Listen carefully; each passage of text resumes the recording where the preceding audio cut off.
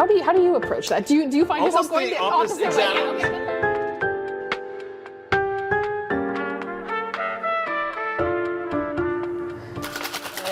Wow, look at that color. Hey everyone, my name is Morgan Eckroth and we are here at Oregon Fruit. I am the 2022 US Barista Champion and you may also know me online as Morgan Drinks Coffee. Hi everybody, my name is Jeffrey Morgenthaler. I'm a bartender here in Portland, Oregon. I am the author of the bar book and I'm here at Oregon Fruit with my friend Morgan and we're talking about beverages. All right. You want to talk about seasonality? Let's do it. I love it. Great. Beverages. Beverages. We both work in two different worlds of beverages, but I think we've kind of discovered this over chatting a little bit. Like there's a lot of crossover, especially in signature beverage. Ton of crossover. How, to start us off, because I'm personally really interested in this, when you are working on developing a seasonal beverage menu, what is your starting point? So it's a great question. I think of seasonality in sort of like two different ways, right? And I think that you do too, based on our conversations. There's that true sort of seasonality, farm to table, farmers market, Alice Waters, what's in season, It goes in the tote bag. Exactly, and that's I think what most people think of when they think of seasonality. Yeah. Then for me, there's that other sort of idea of seasonality that's based around nostalgia, and the example that I always give is like, Christmas eggnog, right? We Comforting, spiced, warming. It would be weird to drink eggnog in July, right? Totally. I'd respect it, but totally. Absolutely, but it's not like eggs and milk and cream and sugar and nutmeg and brandy are only in season. Yeah, exactly, right? It's not like they're only available in November, December. Yeah. Right? But we have that sort of memory, and so for us, that's a seasonal beverage as well. So, when I'm working on a menu, like I like to kind of play with that idea. I think of the seasonality in both ways, and sort of like you can be kind of like playful. I like that you say that, Tyne. I was thinking about this question a lot in the days leading up to this, because I was like, obviously, like the whole like seasonal produce, like that's a huge component of it. But I was like thinking about what else I put into seasonal menus, and the thing I was coming back to was like emotion and like what are people seeking around like different times of year. And I mean, like you see plenty of like drinks and menus and like books kind of organized by like, this is like a refreshing section, this is like a comforting section. I think that's like a really high level way to look at it, but I think like nostalgia is a really great word of like, in the Christmas season you have like family, you have tradition, you have like all these things that people are feeling and experiencing, whether subconscious or not. And so being able to play with that and bring that into drinks feels like a very seasonal component. Whereas like summer, I think of things that are more exploratory, like think of like summer adventures and summer break and just things that are like fun and splashy and poppy. And that feels like a really, for me, I think that's almost the more important part of like seasonality than even the ingredients themselves. The ingredients themselves feel like they are then supporting that rather than the other way around. So like thinking about like rotations of seasonal menus, like we have like the 4 seasons, the 4 quarters, we have like 3-month cycles that everything goes into. Is that how you structure your seasonal menu changes, in those chunks, or do you find yourself moving menus with different metrics? A little bit of both. So I will work around the seasons. We'll do often on a menu we'll have a couple of slots where, and I always call it like a slot because it's sort of the same drink. The same style. Like, yeah, exactly. Yeah. It's like a template that will just sort of pop in a different little sort of accent ingredient, right? So, like a sour formula is a perfect example. It's we're in the fall and we're using kind of like apple flavors in that sour. Spring we might be using berries. Late summer we're using apricot. But it's always sort of that drink in that slot. But then there's also the sort of that other sense of seasonality that we're playing with, where it might not fall exactly on the 21st Totally. June or whatnot, but we are like, okay, so, the weather has changed already. It feels like summer. It's only May. Yeah. Let's get in there and like really start hammering on those big like summer flavors that everybody's looking for. So obviously, I mean, guests think about seasonality different and hot and cold in different ways. Yeah, totally. Yeah, I think that our hot is probably a little bit like your cold, right? Probably. Yeah, it's like I think it's interesting in the coffee world, like we are pushing more and more into, I think, some of the templates and like formats of drinks that like originate in the cocktail space. Like we are a much younger industry, and we pull so much from more established worlds of like cocktails and wines and spirits and all of that. But I think it's really interesting to see, especially with seasonal menus, like drinks in the coffee world get like sized down further and further in like a very exciting way. Like for so long, like a signature drink was kind of like your classic, like a sweet latte. Like it had a fun, fun syrup. Like maybe it had some sort of garnish in it, but like we're talking about like 12, 16, 24 ounces in like some cases, depending on what kind of coffee world you're operating in. But nowadays with like more specialized like coffee menus, like we're getting these really fun short drinks that are just like packed with flavor and like honestly give so much more creative space to work with than these like much fattier, like sweeter, but like really delicious, like larger latte formats. So this makes me think of a question that I've been wanting to ask you about. In bars, Totally. almost all of our beverages are served in transparent vessels. Yeah. So you can look across the bar and you can see something Say, and be I like, want that. I want that. Yeah. But for you, like almost everything It's in a nice is served ceramic, in an opaque, like one of these. Exactly, or it's a paper cup with a lid. Unless it's like an iced thing in a plastic. Like how do you sort of like work around like presentation and stuff with that given that everything's in an opaque container? I like that you mentioned like to go, because it's like, especially like in America, it's not like, universal internationally. There's a lot more culture around like staying and drinking your coffee for here, but like I would like more than 50% of the coffee we drink is in like a plastic or a paper cup. We're dealing with a lot more like visual garnishing on top. You can't just hand them a brown drink and say it's $8. Like it's just, people don't want that. So, obviously a big part of seasonality is, and especially in beverages, is fruit. Sure. Right? What sort of challenges, or things, what sort of things do you have to think about when you're incorporating fruit into a seasonal beverage program? So for me, I'm always kind of thinking about like the composition and like just function of like how I'm gonna include fruit. Citrus and coffee always go like so beautifully together. Like they grow together, they go together, but it's like I can't, especially with milk drinks. I mean, you put lemon juice in there, and everyone knows what happens there. And so thinking about ways to incorporate, especially like brighter perceived acidity through fruit, especially in milk drinks, is high on my mind. But for me, I'm also thinking about like texture is a big thing. And so often with like, whole fruit, figuring out how to break that down or reassemble it into a way that is smooth and like delicious within like a beverage drinking experience is always top of mind. So I'm often using fruit in syrups. It's kind of like my main form, whether that's like a fresh fruit syrup or something that is like stewed or whatnot, and also like purees and things that are fully blended down and like homogenized into an easily workable texture is like... It's going to dissolve well into the drink. You're not going to have to strain chunks of things easily out, seeds or mixable, whatever. like all of that. And especially with stuff like that, you can go hot with that, you can go cold, like... It's those usually syrups or purees are my two fruit strategies. For me, one of the big things is, I run, I've almost always run like pretty like big programs, right? Yeah. Where we're talking about volume.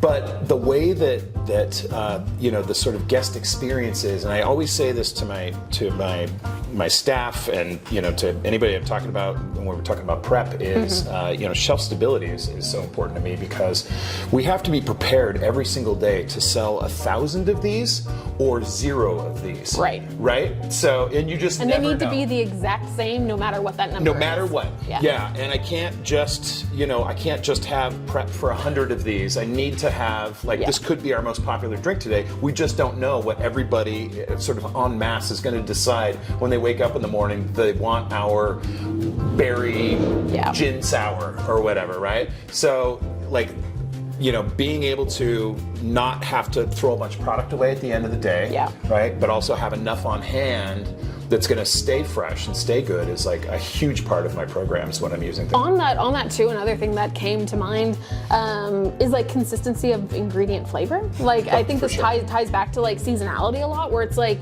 I mean, tomatoes always. I love tomatoes. Always come to mind. I know technically a fruit, but not one maybe we commonly use. But it's like you have a tomato in the summer, and it is the most delicious thing. You just hopefully, but you eat it like an apple. You get it at the farmer's market, and it's fantastic. But you get a tomato in the winter, grocery store or whatnot, and you end up with kind of this dry, watery, I mean, I can get 2 tomatoes at the farmer's market and have them both be completely different. Even that. That is a wildly unexpected fruit vegetable.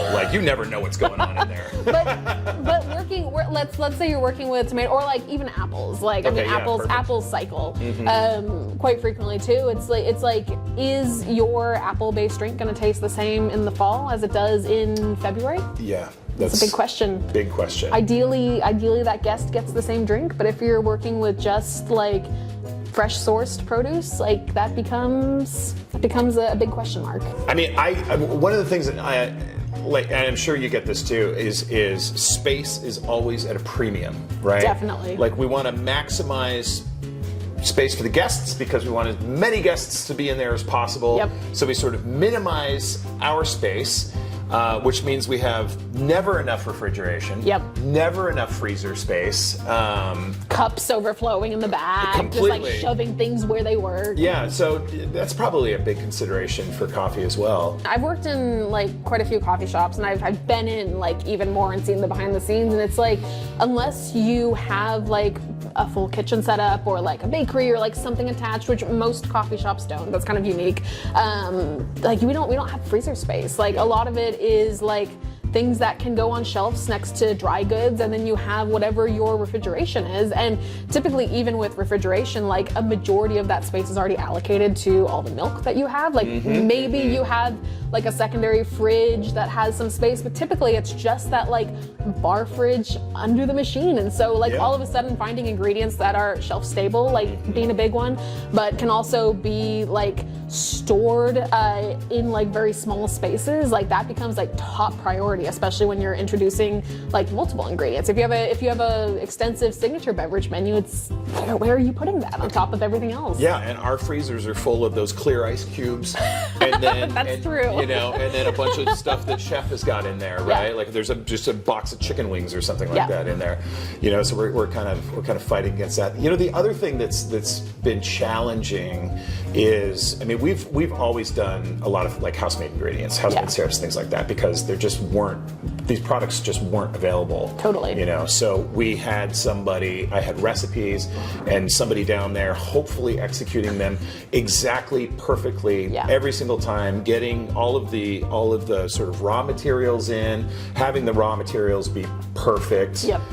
Making sure that they show up, because the purveyor didn't bother to let us know that well, we just don't have raspberries. And you're so that changes this whole week. Completely, yeah. And then, just praying that the prep person happens quickly to and process all then of that. the person that I've trained to do it is just they're present that day. Yeah. And, that's been a really big challenge. So when I'm working with fruit in beverages, I think I was looking back over some of my recent coffee recipes, and I think 80% of them have fruit in them. It's whether that's coming from citrus fruit or whatever have you.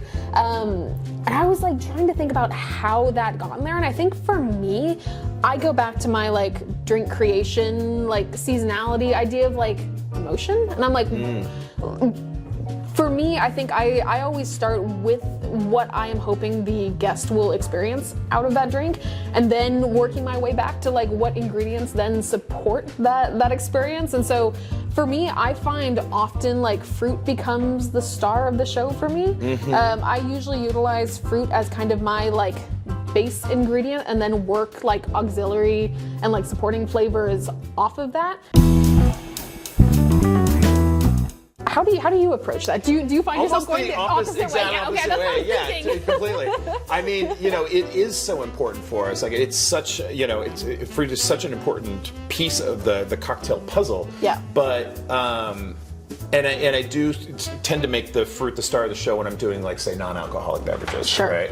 But with alcoholic beverages, I'm using them to support. So I've got bourbon. For me, bourbon works really well with stone fruit, so I'm pulling in that and sort of like accentuating the bourbon, you know, still driving that kind of like idea of like nostalgia and seasonality, but really like using these other ingredients and these other flavors to like make the star of the show shine. Yeah. Which is also really important, I think, in a beverage program is being able to do that.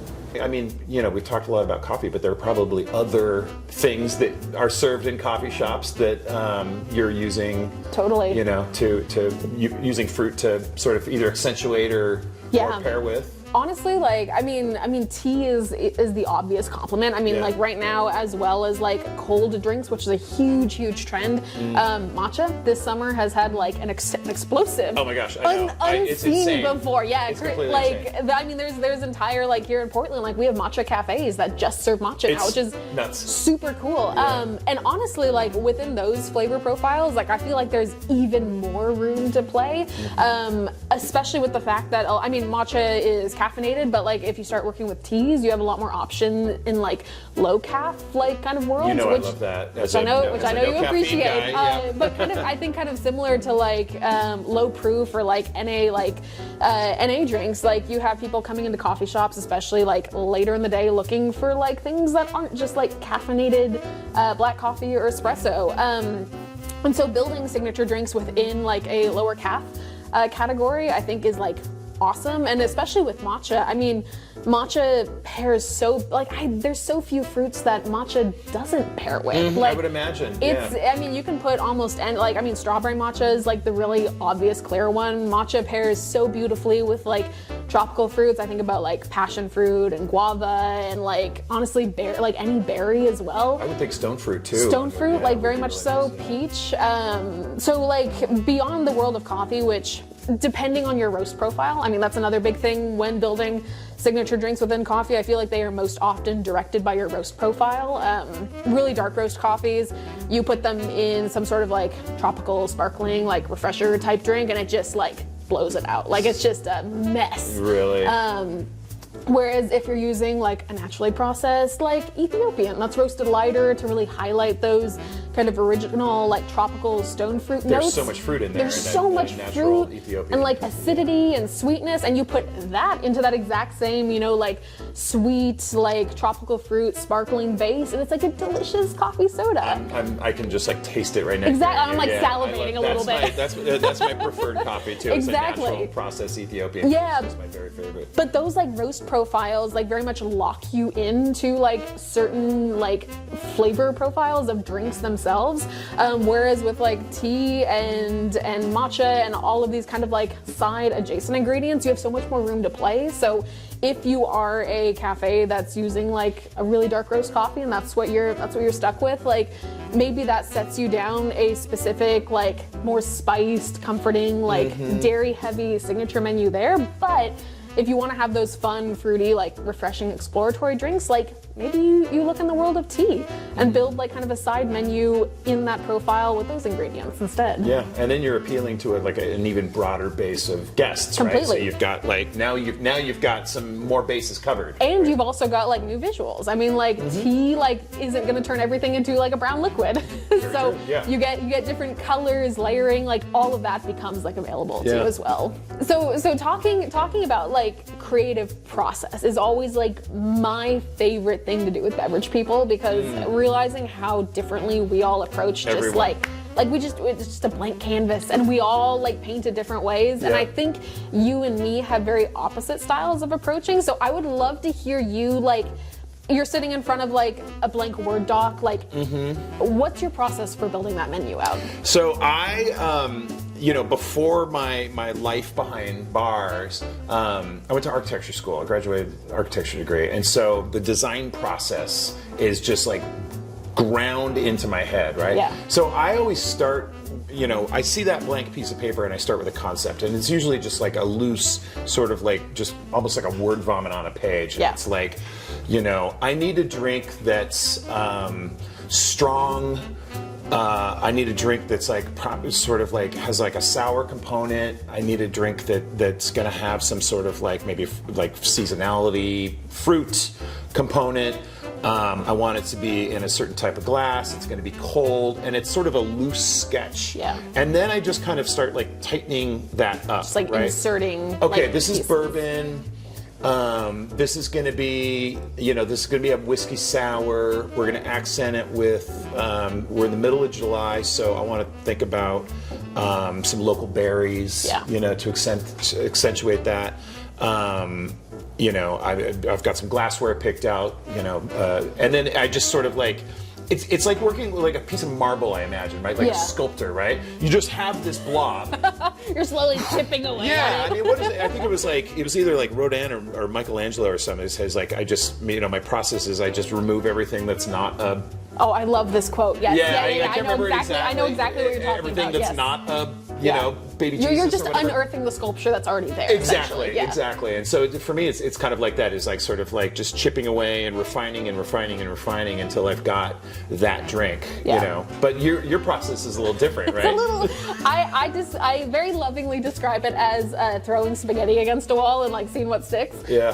I think hearing you describe your process, I think we do have some like structural similarities. I'm like feeling a little less ashamed of my of my process nowadays, but should never feel ashamed of the process. No, it's I definitely do have like you start with like a vague kind of like form and you're working your way in and tighter, but like for me, this is I think kind of where our workflow is like different. I think mine would probably evolve a lot more if I was working actively like building out like regular bar menus, but like for me, most of the drinks that I develop are kind of just like one-offs, either for like competition or for like really small just like feature drinks. Like very rarely am I working to build out like an entire menu and then having to like replicate that menu over and over again. And so oftentimes, I had like a drink a couple months ago where it was beginning of fall here, and I walked outside and it's, I think, petrichlor, that like smell once you like walk outside after it's freshly rained. Yeah. And I was like walking outside and I was like,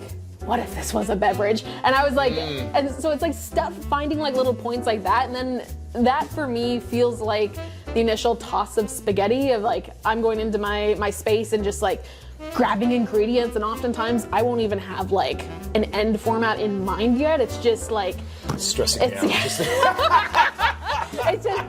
mad scientist oh god dotting things together. And there's definitely like a kind of a learned like rhyme and rhythm and like reason to everything. But I find more often than not nowadays I'm starting from like kind of a mess and then having to work in on something refined like really quickly, rather than sitting down with like a sheet of paper and being like this, these are all gonna work. It's just a matter of like finding the right specs for everything. Yeah, when I do like a menu from scratch, it's a little bit harder. But I'm doing those like slots we were talking about, right? Totally. Like this is this sort of like aperitivo. With something served up, with like a bitter drink, exactly. This is our sweeter kind of desserty thing, and they're just like, it's like a series of blobs that then kind of get carved away. And then it becomes kind of easy because we're just like replacing something with something similar. Like we would never take that, say Negroni. Like a sour is going to have like those structural components in it, like, no matter what. You're just like kind of changing the flavor of them. Well, and you don't take that sour slot and just replace it with like a Manhattan. Totally. Because everybody, they're people like, that's who my are slot. ordering that do not want that. Exactly. Yeah, we sort of like replace like with like. Yeah. And that's where the seasonality becomes that like sort of thread, that gives us that interesting program as we move through the year, is to have that slot kind of tied into different, like, oh wow, they're playing with peach, like, great. I love peach. I love it's in season peach, right now. Ooh, I was just eating one. Peach and gin. I didn't think of that. Yeah. So that becomes really fun. Naming becomes. I think I'm for curious, both of us, names. What's your thought on a fun, silly, froofy name? It is. I love a fun, silly, froofy name. Naming is the hardest part of. Really? For me, it is the hardest part. Yeah. It's the cherry on top. Oh, you love it. I love it. I do all this like annoying. I've drank so many disgusting beverages. Like I've finally like carved my David, and then the cherry on top is I now get to give it like the silliest name in existence. Do you have any examples? One of the drinks that we are going to be making later today is called Passion on the Vine, which has it's a drink that has passion fruit puree in it, but then also tomato in it. And I was like, nice. I was like sitting there. It's midnight, and I was like, Passion on the Vine. I love it. No, like iterating, nothing else. I was like, perfect. We'll just put that there. Yeah, I will have this drink, and then I will just I have in my phone, I have like in my notes app, I have a list of just 1,000 different I've got like one too. words and names that are, and I'll go back and I'm like, oh, check out that thing, and I'm like, these are all garbage. Every single one of these is terrible. Why did I even write that down? Yep. I hate it. But it does become really important, you know, because that's the thing that sort of sells, that people kind of lock into. Totally. Right? And sort of sells the drink. And you know, you can get seasonality in that name. You know, there are summer names and there are winter names, Definitely. right? Also, like whether you're going to incorporate like a flavor cue into that name, or if you're going to give it like the more abstract version of it. I often try to put a flavor cue into the name, you know, because I just find it's like especially a little on bit like easier. active large menus, like being able to just like pinpoint what you want immediately. Yeah, it's a passion fruit Ramos gin fizz. Yeah. Most people they know what they're that is. gonna get. That's a gin fizz with some passion fruit. Sounds great. Yeah. Yeah, for sure. You ever play around with like different glassware? I mean, I know that like I do like personally, but like I use like kind of Onyx as a reference pretty often because we have like a pretty heavy like signature beverage list. But even within that, I'm thinking about all of our drink sizes. There's 3-ounce espressos, there's cortados, which is 4-ounce, 6-ounce cappuccinos, 8-ounce lattes, 12-ounce lattes, 16-ounce lattes, and then we have 12-ounce cold, which are usually like kind of like the Duralex, like, you know, the stackables. 16-ounce cold, which is usually a pint, and then we might have like a 12-ounce like rocks glass, like maybe, but like those are all of the cups that we have access to, and like 70% of them are all like opaque, like mugged, you know, like, you know, just your kind of standard cafe ware, and very, very, very rarely do we pick up anything else special. Like we're building drinks to fit within those glass sets. I had this crazy thought the other day, and I was wondering if, you know, if your side of the business and my side of the business are eventually going to kind of like start to grow coalesce together. Yeah. I mean, especially with like the NA movement that has just become so huge. Totally. And for good reason. You know, if eventually like a bar and a cafe sometimes are a little less distinguishable from one another, because we're using coffee completely. in our drink. We have a pretty big coffee program at our bar.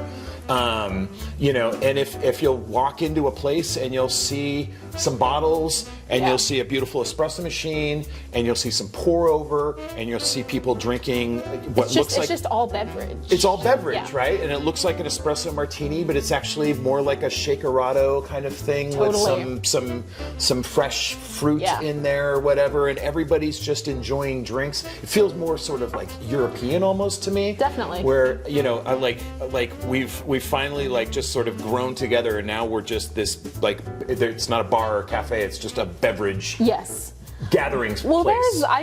There's a few coffee shops that are like that I know of and have friends that work at that are like they're like trying to get, like we're working our way there as close as possible. I have a good friend of mine, and I would still classify this as like a coffee shop. Like they are not like a full bar program as well, but there's a shop called Discourse out in Milwaukee that does like very mixology focused coffee beverages, but they're still utilizing coffee as like the base. Like they don't do a ton of like spirit work.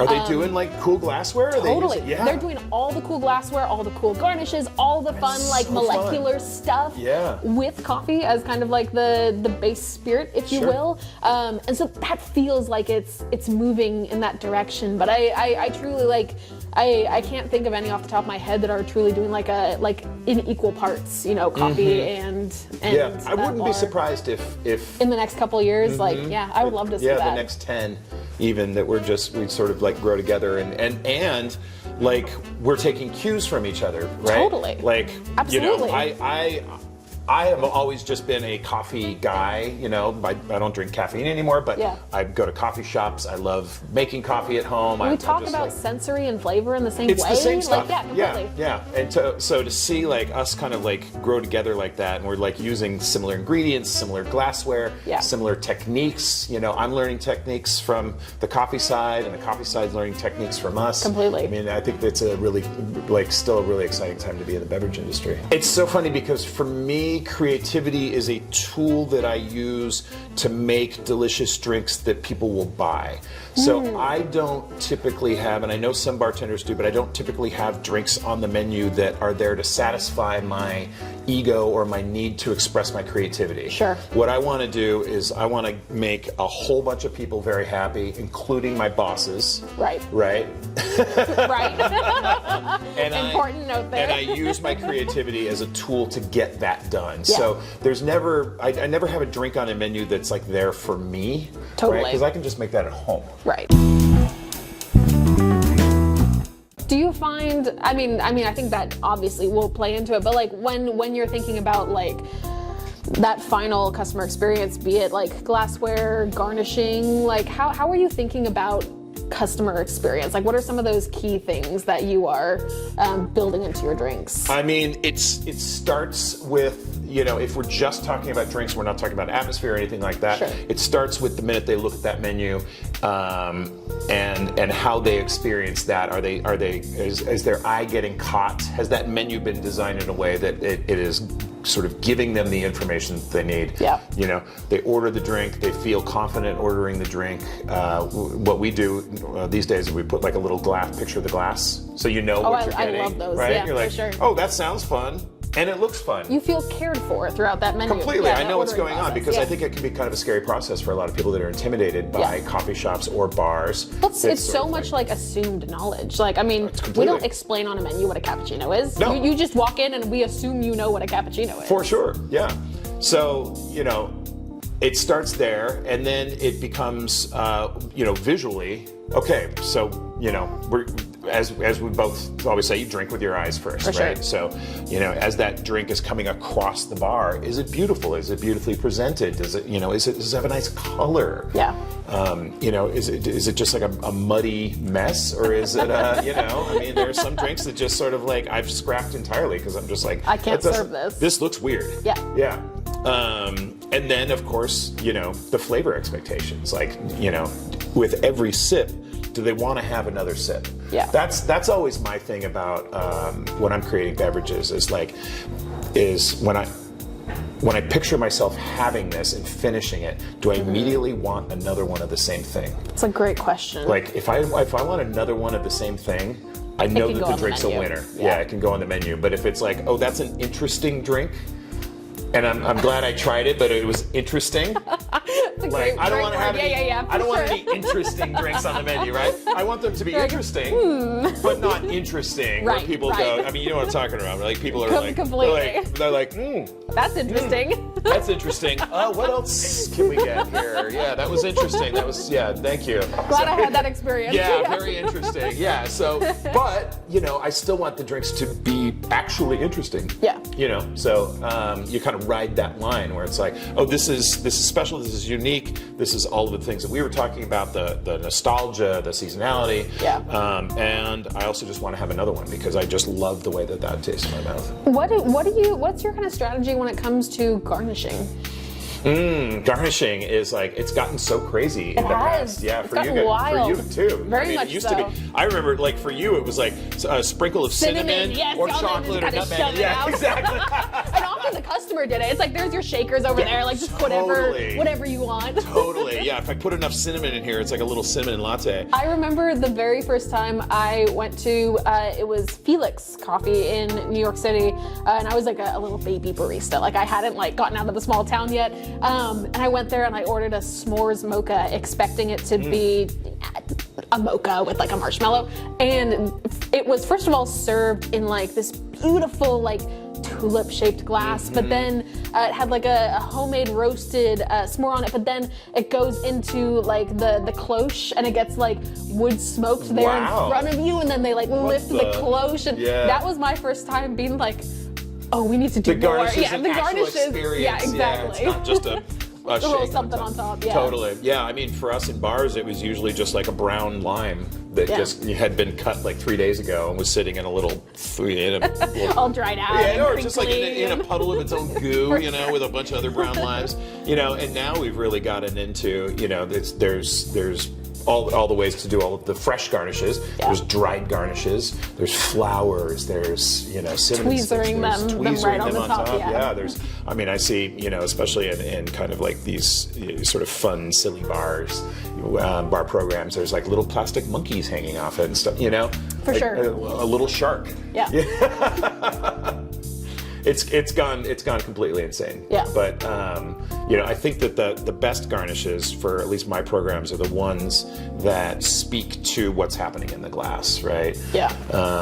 And Maybe add something in like an aroma or like a little edible, like, you know, totally, in there. yeah. but Or it's either in contrast to what's in the drink, or it's supporting what's in the drink. it's all in service of that. Yeah, or sometimes it's just a visual garnish. Like Yeah. it really doesn't serve much purpose other than to look like super cool. And that's kind of that value added, like Yeah. little element there. Well, yeah, and it's one of those finishing the drink is just one of those things like a way of saying like I love you to the guests, right? Yeah. You know, it's just like I could just Little you know kiss on the here, cheek. you know, but it's like here I finished it. Yes. I did the I whole made thing. this for you. I made this for you, and I Yeah. actually finished it. I just poured it in a glass and handed it to you. Like, Yeah. You know, so.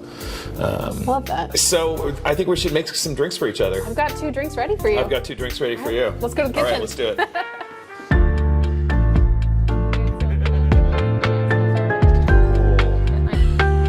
Are you ready? Okay. I'm excited to drink things. I feel Okay, like I'm okay. on vacation here. So we decided that we were going to both use the same ingredient, same 2 ingredients. These right here. We're using passion fruit Yep. puree. Yep. We're using Marionberry Yep. puree. We had to. It's being Oregon. the official berry of Oregon.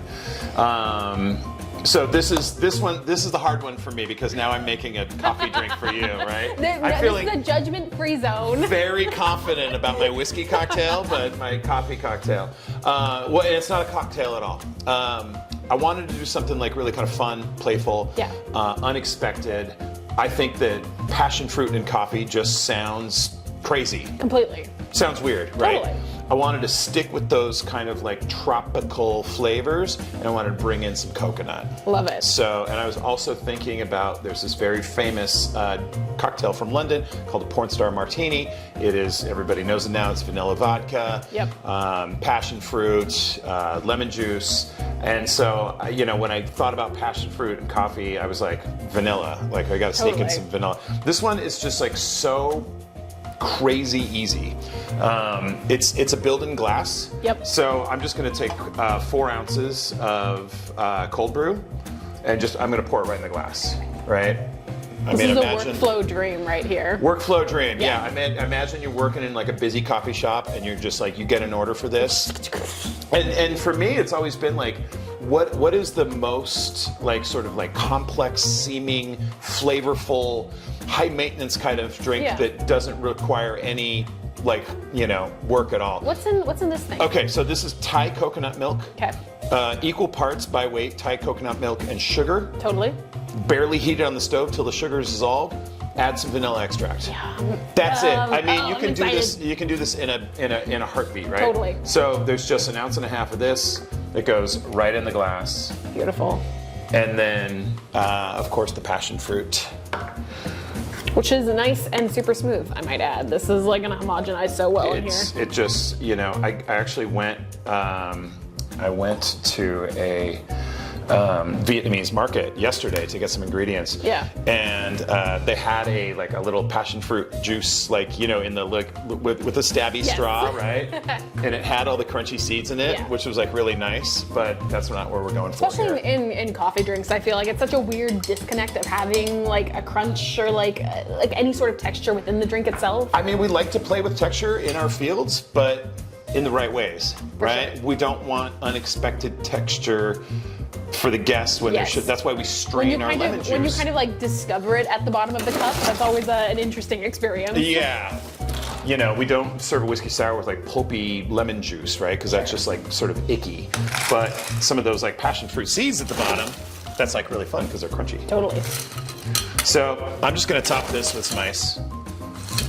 And that is like literally almost done. So this could go easy. in a plastic cup, it can go in a glass. I love the color of it too. Like, color's kinda fun, like right? you still get like I'm always like such a stickler for like what the coffee color is, especially when like any sort of like dairy or fats in there, and that like still reads to me very coffee forward while still like feeling like it's gonna be smooth and a little sweet. It looks like a creamy coffee beverage, which is like, you know. I also imagine something like this, like maybe you end up adding a little bit more of like a coconut milk or something else in here, but like you could swap the cold brew with espresso too, like super easily, and this would be like It could be a hot drink. delicious. Yeah, for sure. I'm gonna grate a little nutmeg on top, just because I feel like that's kind of like a fun, Totally. Reminiscent of like those old like punches that you would get. And then, you know what? I just thought like a dried, Just a little color. a little zhuzh in there. dried lime on top, and there it is. Can I sip it? Yeah, please. God, this is a nail biter for me. It's so good. It's fun, right? Genuinely, like this is the kind of like it's tropical. There's like acidity in there. Like the coconut is super nice, but it's not like like it's a really soft coconut. Yeah, totally. It's so nice. I just built This it like is- I would a cocktail, right? Like it's just. We were talking about her like, do you want another sip? And I'm like, I could crush that. It's like, yeah. So easily. Yeah. It's delicious. Thank you. Do you have a name for it? I don't. Yeah, I Let us probably know should. in the comments down below. Okay, Okay. we're ready for our little passion fruit. Okay. Assembly. Mine, this is definitely the more complex of my two builds. Initially, when I was doing this, I was going to do some type of tea in here and just move, as we were talking about before, move a little bit away from coffee. I started out with green tea. It was my starting place, and I ended up diverting a little bit from that. So the first thing we're going to be making is a hibiscus concentrate that's going to go on this drink. So this is super interesting stuff. It is hibiscus that is milled in the same method as matcha is. So it's just like wow. a super, super fine powder. And we're actually going to be making it like exactly like we do matcha. So I'm And going that's to usually put, kind of like stone ground, right? yeah, so it's stone ground. And I know someone is probably going to tell me in the comments, but hibiscus is not technically a tea. This is hibiscus flower that is all ground up, so it's a tisane. Tisane. Yeah, Tisane. it's not a tea, but functionally, like within a cafe, we would probably categorize this under teas. Yeah, we drink them as teas, we call them Herbal sort teas. of herbal teas. Yeah. Totally. So I'm just gonna like We as sift that through. consumers, I mean. the capital W. Yeah, we as the people that come in. All right. Oh, I see. Okay, cool.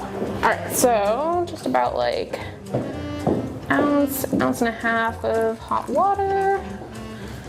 And similarly to matcha, just like whisk this up, Cool. get nice and frothy. I love watching this. Isn't it nice? It really is. Like, Yeah, very what relaxing. a beautiful color too. Yeah. All right, so we've got that made. It's gonna go to the side. Then this is gonna be a nice, like, chilly, refreshing drink. So we're using passion fruit. I'm using about an ounce of the puree. It's gonna go on the bottom.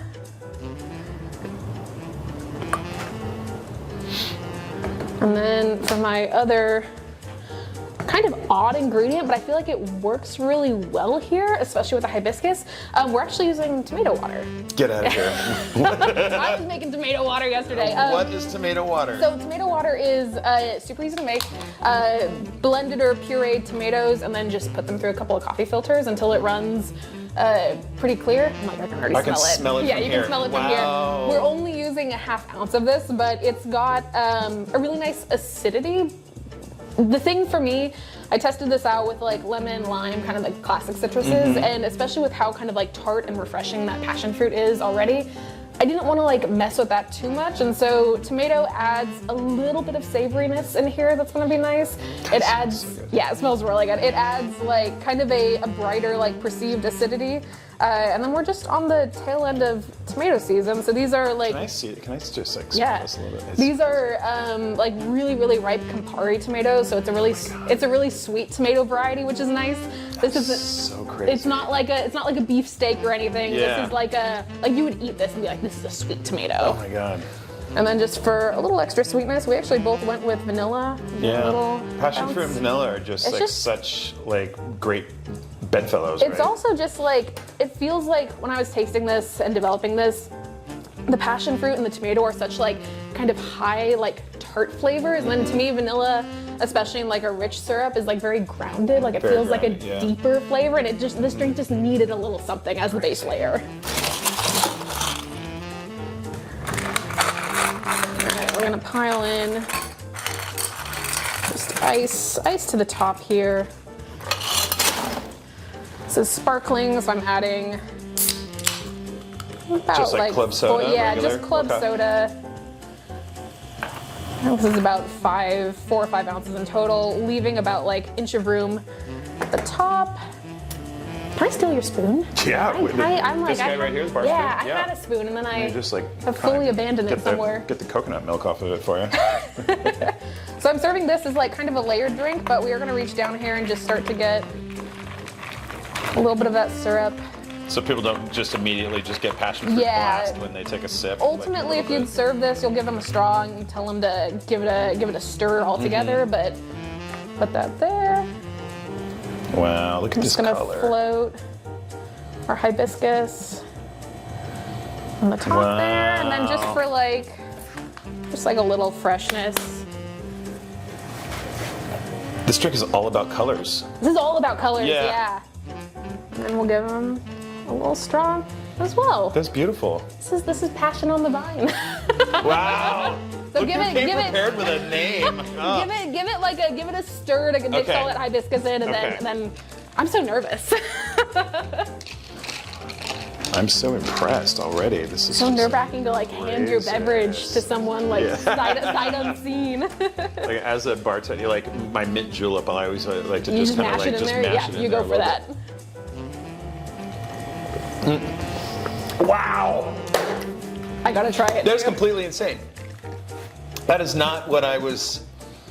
That is really unexpected and just wow. It's punchy It's and so bright, good. and like the hibiscus is like really berry like. It's really berry like. In my brain, it like tastes like the Marionberry kind of weirdly enough. You don't get a ton of tomato in there. Like you're not No. actually like. But you can feel the acid coming through. Yeah. Like it's right there, like just almost mid-palate. I love acidity often to a fault, and so like this is probably on like the higher end of like what I would. This is like kind of like the max that I would probably put on a menu, like acidity In terms of wise. acidity, yeah. But this is like my dream like level of just like it makes your mouth tingle a little bit, and it's a fun one. Yeah, it's funny. Like all of that acidity that you brought in plays in such a different way with the soda. Yeah. Like it's like a full palate experience. Like it's not just up front. Completely. Yeah. that You is also insane. you can layer on like matcha on this would be delicious. Like you can kind of put like whatever you want on top of this. It doesn't have to be hibiscus. So that's my version. All right, so like one of my very favorite formulas that I have just like always loved working with in bars, drinking, I think it's just one of the most perfect cocktail formulas, the sour. Classic. Right? Always 3 components. A sour is strong, it's sour, and it's sweet. Love And it. those 3 things in balance. And you can add egg whites, You can split that sour between, you know, a couple of different, like, say, citrus fruits. You can split the sweet. You can add a little bit bitters. I mean, it's such an extensible formula. You can play with it in literal infinite ways. I mean, you know, we could do a gin sour. We could do bourbon sour. Today we're going to do a bourbon sour. And this is just like just another, like, just super easy, interesting, fun drink that you can bang out really quick. You don't have to be, you know, some sort of like mixologist or whatever. Yeah. Like this is a drink that will elevate your bar program no matter what. I mean, I put drinks like this on in, you know, very simple bar programs and very like high-end elegant programs, and it always just sort of like, you know, just hits right. So one of the things I love in sour is a little high-proof bourbon. Love it. You know, especially at this hour of the morning. I was gonna say it's 11 in the morning. Are we at noon yet? It's what, Wednesday? Yeah, totally. You know, that is the fun thing about this job, right? So just straight up lemon juice. Yep. Right. And of course you can do this a la minute as we're doing here, or we can do it, you know, before shift, before service. Totally. So that's going in there. And then for that sweet, I'm just gonna split the base. Love it. I'm gonna do. In fact, I might just let's see here. I might just use this guy. I'm just gonna do a half ounce of this 2-to-1 simple syrup. Fun. Half ounce of Marionberry. Marionberry. Oh yeah. Like we're like so prepared that we didn't even take the. The Marionberry was invented at the school I graduated from. That's exactly right. Yeah, Oregon State University in Yeah, what year were we? 1945. Yeah. I think. Yeah. Yeah, so it's been around. Hybrid of. It's a blackberry and raspberry hybrid. I think is the simplest way to like state it, but it's like. I think it's a little bit more complex than that. I think the blackberry they ended up like splitting it from is like a hybrid in and of itself. A little bit sweeter than like a traditional blackberry and like pretty tart and juicy. Like usually Marionberries are like longer and a little bit more oval shaped than blackberries. Yeah. And they're so good. I mean, I've been in Oregon now for 33 years. Every fall rolls around and it's Marionberry. Like, and I am just like all summer long. I have 3 Marionberry pies in my freezer at home. Is this a true fact? It's a I true love fact. this. We have, we've got the garage freezer. Yeah. Right? And so I just kind of stock up because in like around Christmas time, middle of winter when it's just like, I'm just warm dying. pie slice, ice cream. So good. So good. Marionberry's the way to go. Yeah. It's just like, if you're from Oregon, You know. you know. You know. Yeah, if you know, you know. So I'm just gonna shake this up.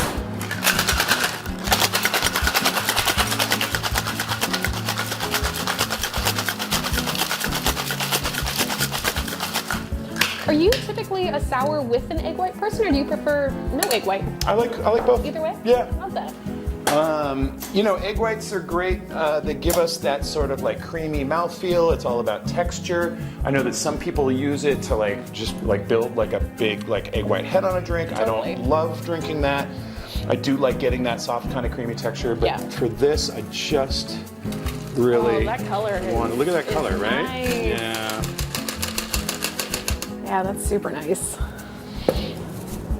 This is sort of loosely based on a drink that I've been doing for years at my bars called a bourbon renewal. And I think I'm just gonna cut this guy like this and kind of tuck that in there. Beautiful. And that's just a quick little, lovely. Marionberry sour, which I think I would probably just call it if I had to. Yeah, I'd order that. Heck yeah. I didn't Absolutely. actually try this at home, so Well, your probably do a skills little served you well. a little more syrup next time, but yeah. As someone who really likes, I mean, we talked about it earlier, but like the tart, like acid forward drinks, like that's just refreshing and crushable and Just lovely. like, bourbon and berries and bourbon and kind of any Yeah. fruit just go so well together. The color of that's just like gorgeous. Like Yeah, I love the color. totally. Yeah. Yum. Yeah. Okay, so this one is definitely a little bit more like cocktail in style. It's going to be served up. I'm actually going to use cold brew concentrate in this. You can definitely, I like using cold brew concentrate in place of espresso in terms of like flavor intensity within a drink. I have almost always done espresso martinis with cold brew concentrate. It's the way it works. It's honestly like coffee. It's easier, it tastes better.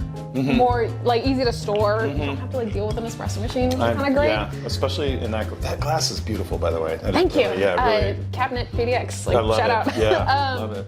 So we're doing cold brew concentrate. This is an easy recipe to sub in like chilled espresso if you want. So 2 ounces of that. I'm using 1.5 ounces of concentrate. We are going to use a full ounce of our Marionberry puree. This is like kind of a very slight variation on a drink that I've done in the past where I use like whole blackberries and like muddle them in the base. And so like using a full ounce of this was a really nice sub. We're also gonna be using a little bit of pineapple juice. Crazy. Originally, in like my version of this recipe, it had like an egg white in it. But the kind of annoying thing with coffee and egg whites is there's so much like fat and oil in the coffee Already. itself. You add an egg white and the head on It's that all drink is head. like Yeah, totally. So pineapple juice is like some nice acidity. It like kind of rounds out that tart berry flavor. It's pretty frothy too. But it's also pretty frothy. It Yeah. has pineapple juice, has the bromelain enzyme in it, which breaks down proteins and causes drinks to, if you shake them and agitate them, to take on air bubbles pretty well. So you still kind of get that like interesting texture, but with not nearly as much intensity as if you were using a full egg white. Are you going to tell us what that was? Because that's No, just those like were a secret crazy drops. dropper. No. Saline solution, this is a 25%, so like just 1 to 4 salt to hot water. I put like saline and salt in like all coffee drinks pretty much. Like all of my coffee syrups get salt in them. It's such a great flavor enhancer, but also like rounds out bitterness. Rounds out bitterness, yeah. And that you're adding coffee to drinks. Inherently coffee is bitter, which is like a good thing, but you start marrying that with other things, and saline just acts as like a nice little like glue. Well, when you can take the bitterness out of the coffee with a little bit of saline too, like it makes that fruit pop 100%. a little bit more. Yeah. Yeah. It just rounds it all together. I'm using a little bit of bergamot juice. Dang. We're in like the rare season. Where did you find bergamot juice? Amazing. Providor. Wow. If no one has seen them before, these are bergamot oranges. Usually you just see bergamot oil, which is like the key flavor component in Earl Grey tea, but this is what they're actually from, and it's really, really fun when you can get a hold of fresh ones. I'm gonna have to stop by the store after this. Highly recommend. For sure. And then lastly, for a little bit of sweetness, I'm like multi-using an ingredient, which I always try to do, 1/2 ounce of our vanilla syrup again. And then My mouth is watering. I'm like looking. I feel like when I talk through making cocktails, I'm like I always forget an ingredient. I think I have everything. You could of course dry shake this. With doing a lot of coffee drinks, I just have like handheld milk frothers everywhere. I don't really like dry shaking, and so I just froth everything. Like it's so easy. You can like fully see and control the amount of froth you get on it. Yeah. So I've never been a dry shake guy either. we're just gonna like Oh yeah. zhuzh this up for a second. It's a much nicer milk frother than I. This is my like desert island multi-tool. Like if you stranded me with like one thing, it would be this right here. All right, I'm gonna take a note of this. Grab before we leave. some ice.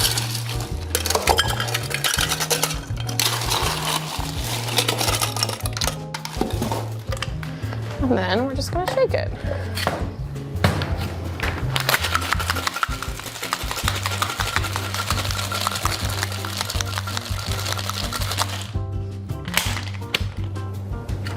Come on.